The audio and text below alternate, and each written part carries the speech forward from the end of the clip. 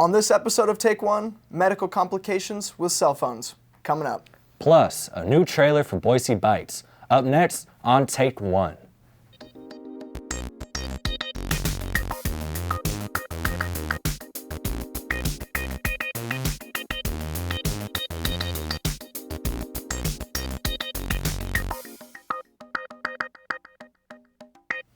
Welcome to Take One. Thanks for joining us. I'm Ryan Seekert. And I'm Ben Luca. Famed actor Keanu Reeves of Bill and Ted, The Matrix, and John Wick is being accused of being immortal. These claims have come from fans that have followed Reeves' career and have noticed that the man never seems to age. He only grows facial hair to appear older to his audiences. People are creating theories that he was King Charlemagne, who had crowned his son before dying. He then later became Paul Monet, a doctor who later became an actor. He died in 1922, but his body was never found. Is all of this a coincidence? More than likely. But why would we ever want a guy like Keanu Reeves to go away? There is an academic distinction between universities and colleges. Melissa Mione has more on how the two are different. If you're looking into or are currently working on your higher education, you're probably familiar with the words university and college. But what do these words actually mean? And how does a university such as Boise State have its own colleges? I'm Melissa Mione, and here's what to know about the academic hierarchy at Boise State. First, let's understand the difference between a college and a university. While colleges tend to have fewer students than universities, the difference actually lies in the academic structure of the institution. Colleges, for example, tend to offer a small number of undergraduate programs. Universities usually have a broader array of programs, with at least one of them offering a graduate degree. Sometimes, universities group their programs together based on their academic focus. These groups are called colleges, and basically function as a means of organizing similar programs. So overall, the structure of Boise State is this.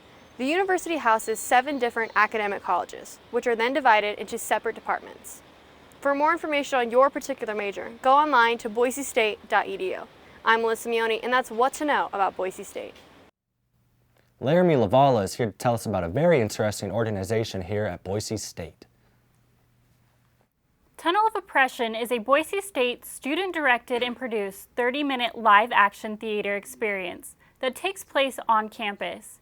It is modeled after the Museum of Tolerance with the underlying theme that no one is free while others are oppressed, and tackles difficult subject matter ranging from immigration, sexism, and Black Lives Matter. Students can volunteer on set or as actors and will be excused from classes, fed during their time, and can earn extra credit in many of their classes for writing a review of the event. There are counselors on site to debrief volunteers and participants on their experience in reaction to Tunnel. These events are opening to everyone and are very eye-opening events. Back to you guys. The first episode of Boise Bites is uploaded to our YouTube page. Now here's a sneak preview for episode 2. Hey guys, what's up? I'm Joe Dyer. And I'm Remy Elise. And we're here for episode 2 of Boise Bites. We're here at Westside Drive-In. We're gonna head in and pick up a few bites and then head to Pack Out. Yes, we will. Tackle those big burgles up on top of Camel's Back Hill. Yeah.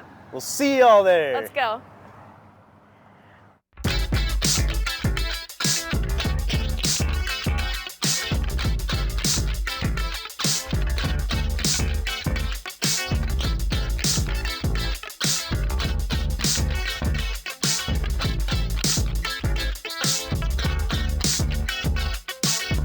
Boise Bites!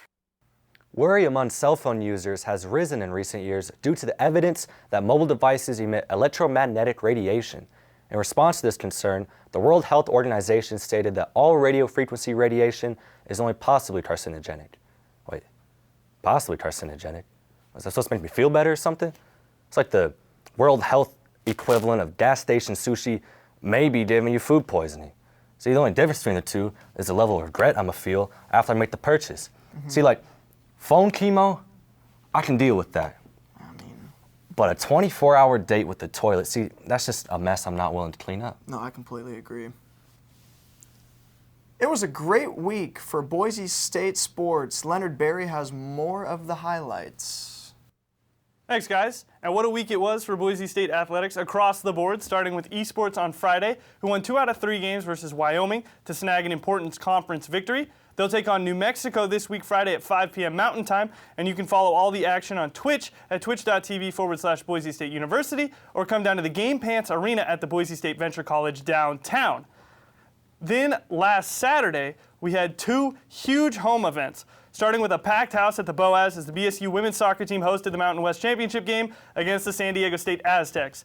Senior forward Ramey Shirley got the scoring started early with a goal in the 16th minute to put the Broncos ahead 1-0. And then in the 50th, the Broncos would double their lead off a corner, with McKenna Kynette heading home on a great assist from Aubrey Chatterton after the ball was punched out by the Aztec keeper. On the other end of the pitch, Bronco goalie Sydney Smith only had to make 2 saves in the match, including this outstanding effort in the 83rd minute as the Bronco defense was rock solid, shutting out the Aztecs and winning their first ever Mountain West tournament. Ramey Shirley was named tournament MVP, scoring 4 goals in just 2 games, a hat trick in the semifinal against New Mexico, and the game-winning goal in the championship. And now for head coach Jim Thomas, his squad will be moving on, and he himself was rewarded with a Gatorade bath after the match by a couple members of the Bronco before his post-game interview, where he was absolutely drenched. Now with the victory, Boise State received an automatic bid to the NCAA tournament. The Broncos will now head to Provo to take on the undefeated BYU Cougars Friday, November 15th at 6 p.m. Mountain Time.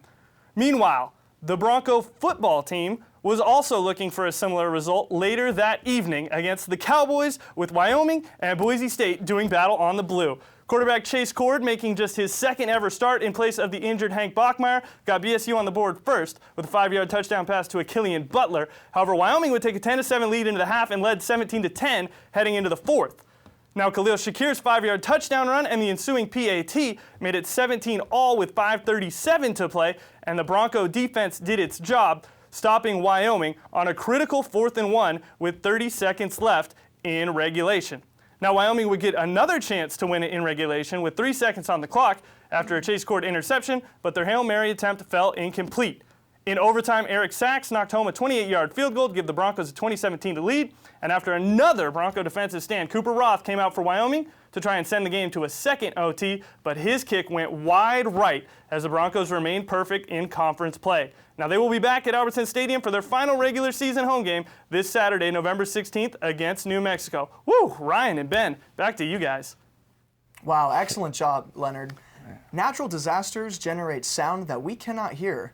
Emery Moore tells us about Infrasound and how Boise State is making an impact.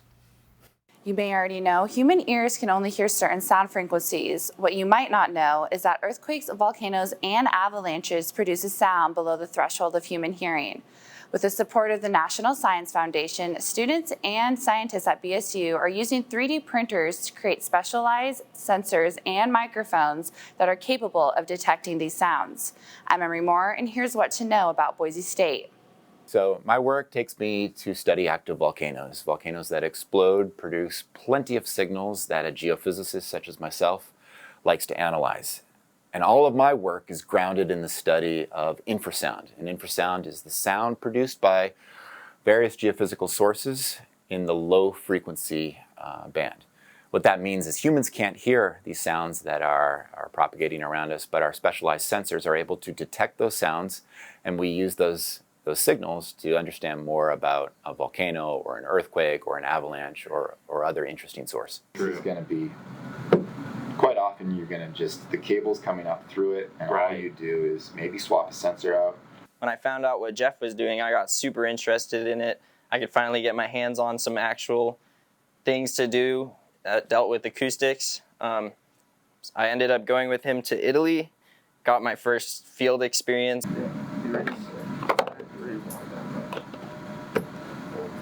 So the study of volcano infrasound, it's been around for decades now, and there's various groups that are doing incredible research studying volcano infrasound and using it to interpret volcanic eruption dynamics.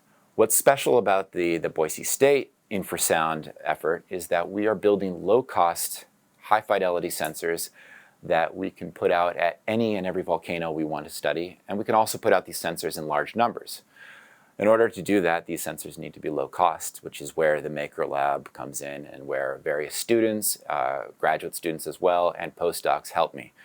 So we design low-cost sensors that are capable of recording very high-quality sounds from volcanoes, and the low cost that is availed by facilities like the Maker Lab permit us to build lots and lots of sensors. And in the world of geophysics, more sensors is better than fewer sensors. So we're going to set up a deployment of about 40 of the infrasound sensors inside the lip of the crater itself to capture all of the infrasound that comes out. All the coolest things are yet to come.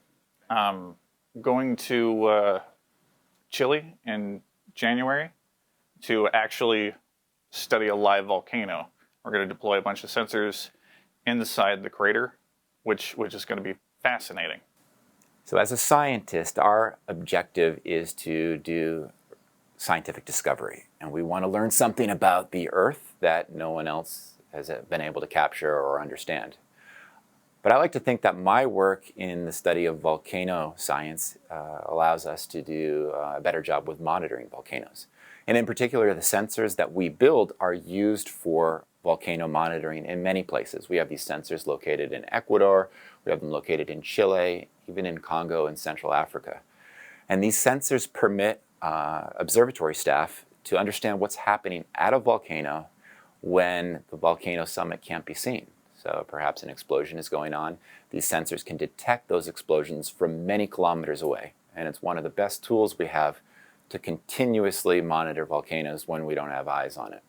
For more information, go to boisestate.edu. I'm Emery Moore, and that's what to know about Boise State.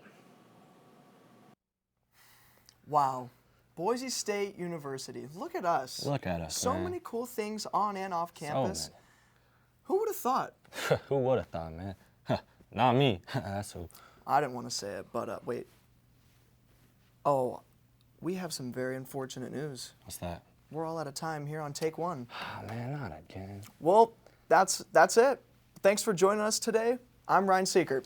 And I'm Ben Luca. Thanks for watching, and we'll see you next time on Take One.